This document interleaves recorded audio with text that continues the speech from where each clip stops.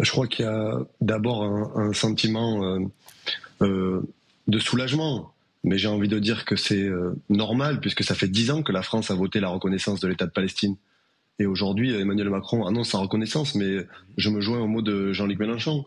Pourquoi attendre septembre pour reconnaître l'État de Palestine? Pourquoi ne pas le reconnaître dès ce soir?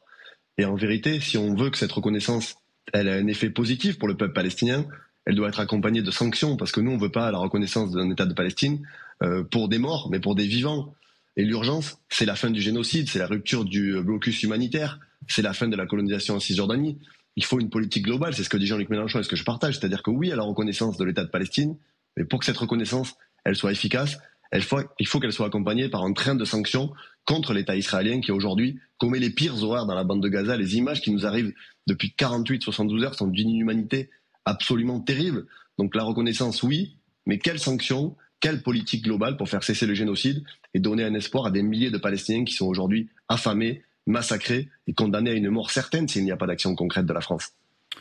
Thomas Porte, les opposants à cette reconnaissance parlent, eux, de primes au terrorisme, de primes au Hamas. Qu'est-ce que vous leur répondez?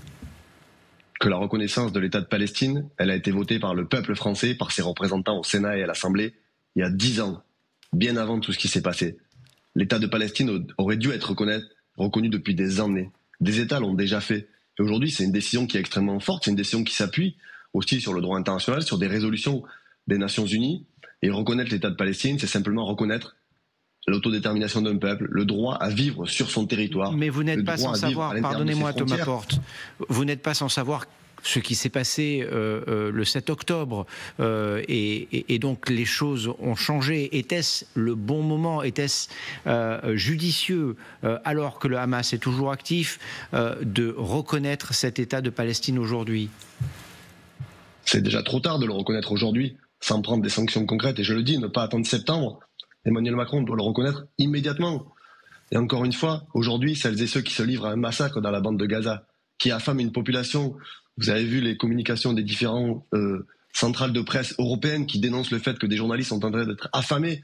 On voit aujourd'hui des gens qui sont massacrés. Donc oui, la reconnaissance de la Palestine, c'est pas une prime au terrorisme, c'est pas une prime à je sais quelle organisation, c'est simplement dire qu'un peuple, le peuple palestinien, qui vit depuis des années des politiques de colonisation, qui vit depuis des années des politiques meurtrières de l'État israélien, puisse vivre librement et dignement sur ces terres. Oui, c'était un moment symbolique parce que la reconnaissance de l'État de Palestine, elle était entendue, mais encore une fois, nous demandons plus, nous demandons la reconnaissance dès ce soir et une politique globale de sanctions. Qu'attend Emmanuel Macron pour décréter un embargo sur les armes à destination de l'État israélien?